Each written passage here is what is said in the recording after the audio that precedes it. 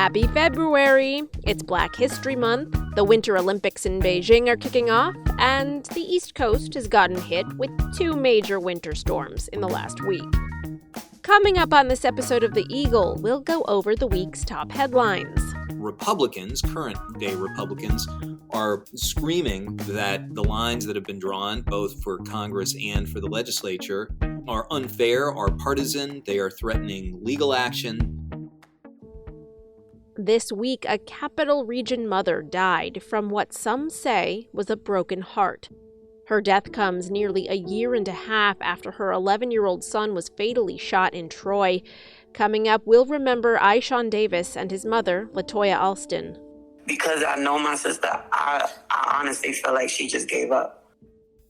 And we'll learn about an aspiring historian's quest to connect the Arbor Hill community with one of its largest historical sites. Within the museum world, it is our practice and responsibility to start conversation, discussion, and dialogue. This is The Eagle, a Times Union podcast, a look inside our newsroom. I'm Jessica Marshall.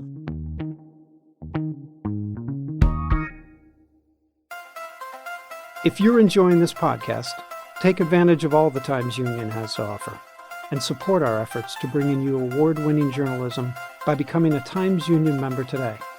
Go to timesunion.com/subscribe.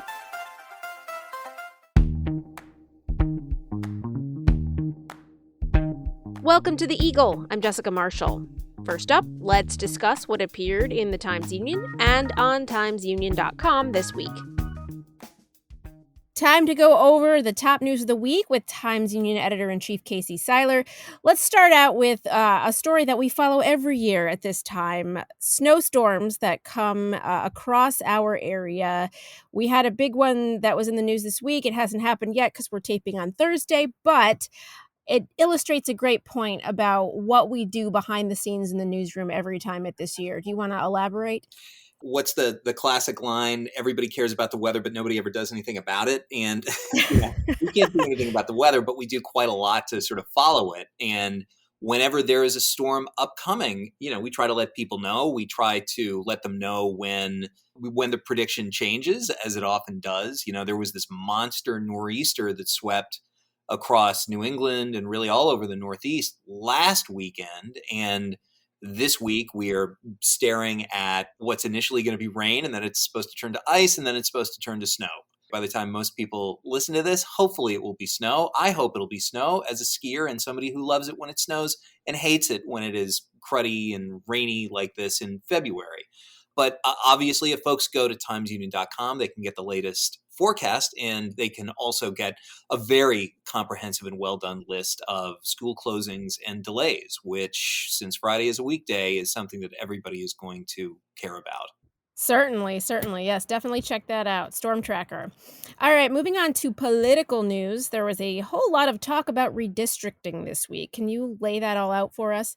Yeah, this is kind of the opposite of a snowstorm in that it's long-term and it's very hard to understand. Redistricting is, of course, the once every 10 years process. There was reform efforts, so-called, that were put into place about a decade ago that ostensibly handed the job of redistricting, that is redrawing our political lines for Congress and for the state legislature, over to an independent commission. The problem is that the independent commission deadlocked along party lines, which left this work in the hands of legislative majorities, which is now Democrats in both the House and the Senate. 10 years ago, it was Republicans in the Senate and Democrats in the Assembly. Now, of course, Republicans, current-day Republicans, are screaming that the lines that have been drawn, both for Congress and for the legislature, are unfair, are partisan, they are threatening legal action.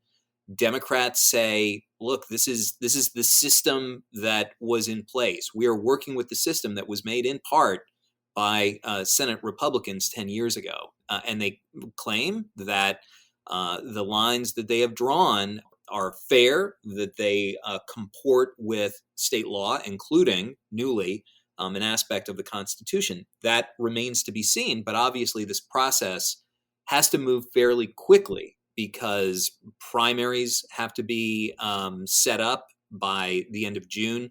Petitioning has to take place. Candidates need to know in which district they're running. Now, in the Capital Region, some of the biggest news is that the district that Paul Tonko will run in, I should say, will be much more urban. It will include Troy, Schenectady, Saratoga Springs, as well as, of course, Albany. And Antonio Delgado, who is the congressman from, generally his current district that runs south of here, he will get a bigger chunk of southern Albany County as well as Rensselaer County, including the city of Rensselaer.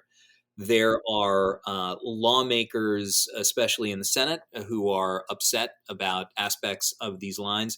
Daphne Jordan and Jim Tedisco have both been very outspoken. Daphne Jordan is going to have to run in a far more Democratic district later this year if these lines stand up.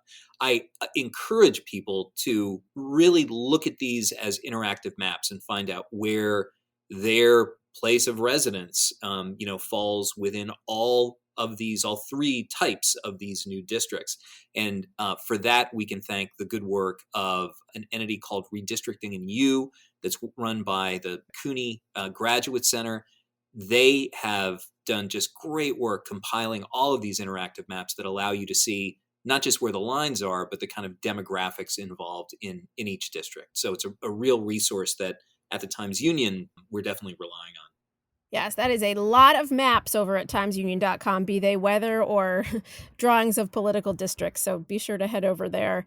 All right, something that came down the wires this week that was, reverberated across Twitter and elsewhere. CNN President Jeff Zucker resigned earlier this week. And strangely, or maybe not so strangely, an article that you wrote in 2013 popped up on one of our lists of most viewed articles. So do you want to tell us about that connection? Yeah, this was back when I was the Capitol Bureau Chief, and I wrote about the departure of someone who had come from the world of TV to serve as a high-level communications person for then Governor Cuomo, and that was Allison Gollust. I remember everybody saying, she seems really nice. I wonder how long she's going to last. And she lasted about 4 months. So make of that what you will, to take a job at CNN to work with Jeff Zucker, who she had worked with previously at NBC. Now, what was revealed on Wednesday is that Zucker and Gollust had a romantic relationship that Zucker did not disclose, that neither of them disclosed as they should have, according to CNN standards and practices. And as a result of that, Jeff Zucker was stepping down. Now, this had been revealed in an investigation conducted at CNN's request by a law firm, and this came in the aftermath of Chris Cuomo, the former governor's brother, getting fired by CNN for his involvement in the kind of war room colloquies that both internal and external Andrew Cuomo advisors made to respond to the sexual harassment allegations that were made against him, beginning at the very end of 2020 and, of course, continuing through 2021 up until the former governor's resignation in August. So honestly, if you were writing a House of Cards episode or a soap opera, and you included this as a plot point, people would laugh you out of the writer's room. But yes, that is how a 8-9-year-old story of mine all of a sudden jumped up in the visit rankings on Wednesday and into Thursday. Go figure. Well, now that you mentioned it, it's probably sure to end up on one of our streaming networks in a drama. But that is a nice segue, actually, because the last thing I wanted to talk about today was the fact that the Capital Region is almost like the next Hollywood. What's going on here now? A Hallmark made-for-TV movie that is set in the 1950s has remade part of 4th Street, specifically around DeFazio's, which is, this fantastic, great neighborhood Italian market and even more fantastic pizza joint. The production company has been rolling out these just gorgeous, vintage cars from the 1950s. And Jess, I can guarantee you this movie will not include anything about redistricting, nothing about either quashed or constrained subpoenas.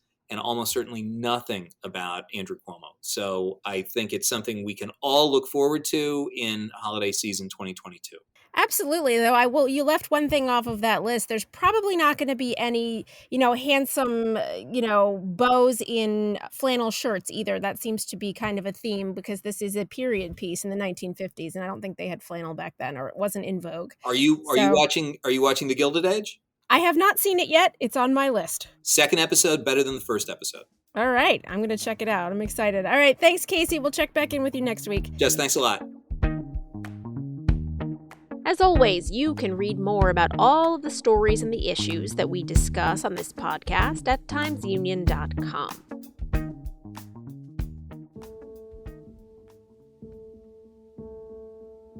In September of 2020, tragedy struck in Troy. 11-year-old Aishawn Davis was killed in the crossfire of a drive-by shooting on Old 6th Avenue downtown. His family, especially his mother, LaToya Alston, was devastated. This week, LaToya Alston died. She was 38 years old. Though she suffered from a host of medical issues, family and friends say the cause of her death was a broken heart. Times Union Deputy City Desk Editor Lauren Stanforth spoke with Jasmine Alston and LaToya's eldest son, Javon, on the phone this week.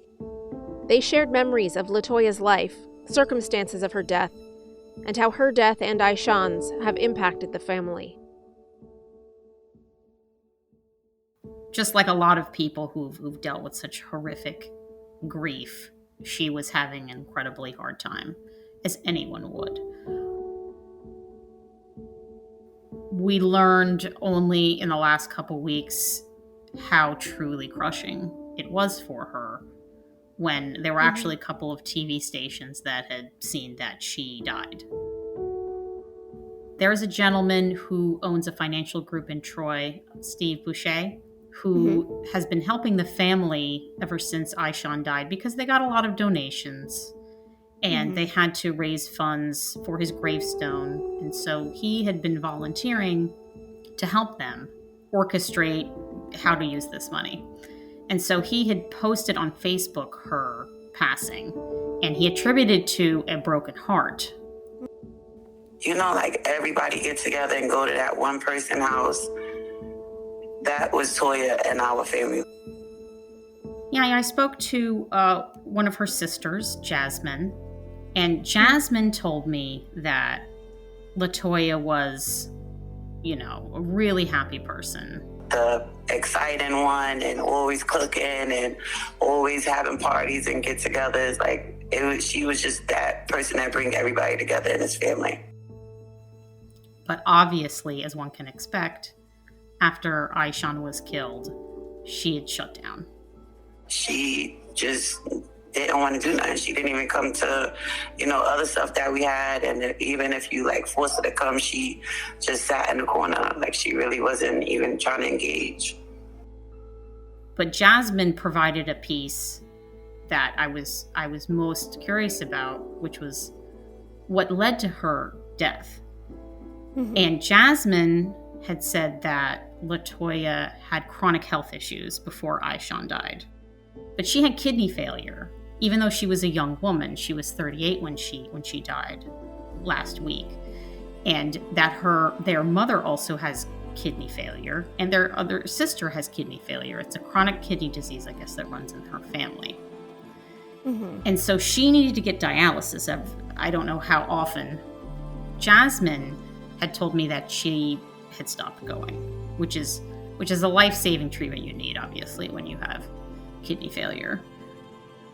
She wasn't doing the stuff she normally do, going to dialysis or making sure she was taking her medicine. You can see the decline to where she just gave up.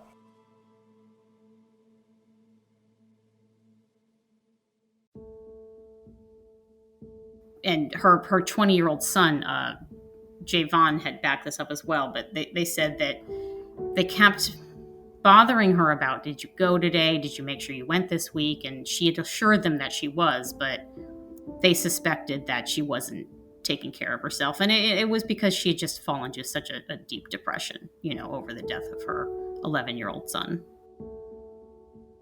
I don't know how I handle it, to be honest. I just try to I don't even think about me. I just think about my siblings. Javon is 20, her eldest son. I asked him how he was doing, and he said, I really don't know how I'm even doing right now. He's like, I'm just trying to stay busy. She has 4 kids, and Javon, 20, who's age 20, lives on his own, has a full-time job, and he says he wants to just focus on his siblings and helping them through it. So he's a really incredible young man.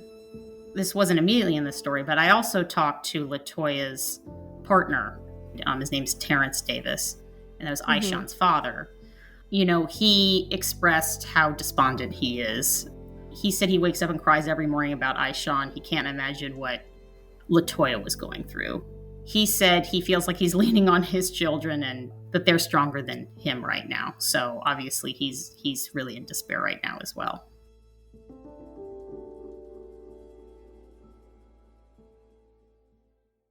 Tell us a little bit about the circumstances of the man who had been arrested in the shooting of Aishan. What's the latest there?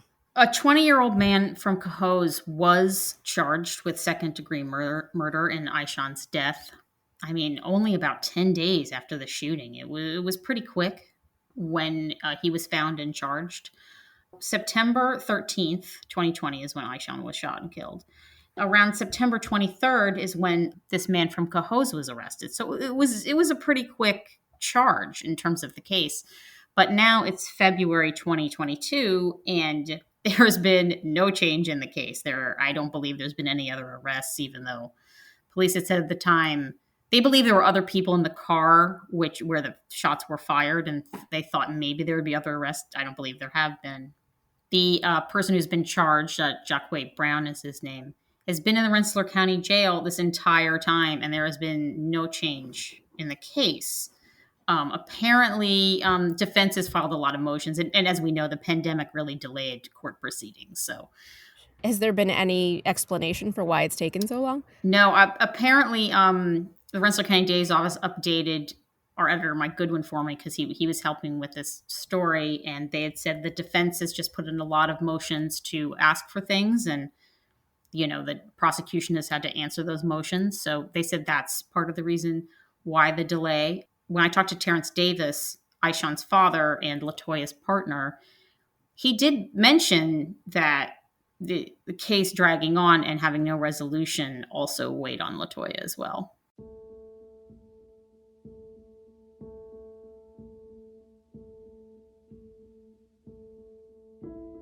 Why do you think it's important as a reporter and editor to tell these stories? It's the true ravages of gun violence, which is interesting. I actually asked LaToya's sister and son, do you want to talk about that? And they really didn't have much to say. I think because they're just dealing with their own crushing grief, having outside thoughts about a systemic neighborhood issue is not fore of mind for them. I mean, it's totally understandable. I think it's so important to connect with them, and that it's not just some crime statistic about a city. These are people just like everyone else experiencing this horrific grief. And you need to know that it's not just a gun statistic. These are real people. I don't know. I can't even put how I felt about or anything into words. I don't know. That was my sister. That was my protector. She was the mother to us before my mother was a mother to us.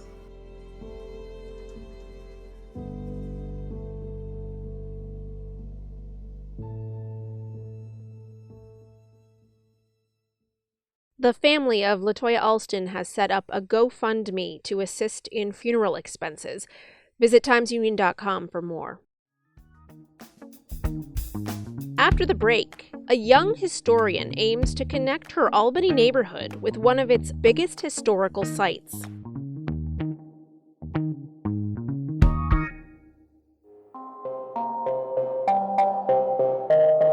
Hi, I'm Casey Seiler, editor of the Times-Union.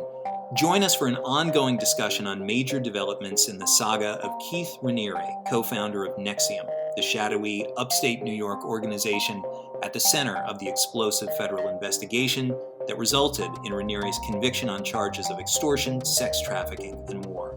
We talk to former members of NXIVM, discuss the latest news, and preview the likely next twists in this bizarre and disturbing story. You can find NXIVM on Trial at timesunion.com or wherever you listen to podcasts.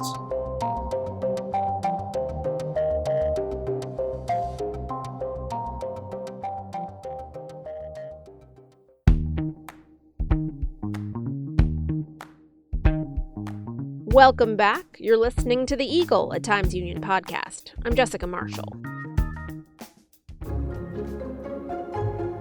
High upon Arbor Hill, just to the north of downtown Albany, sits a stately 300-year-old federal-style house.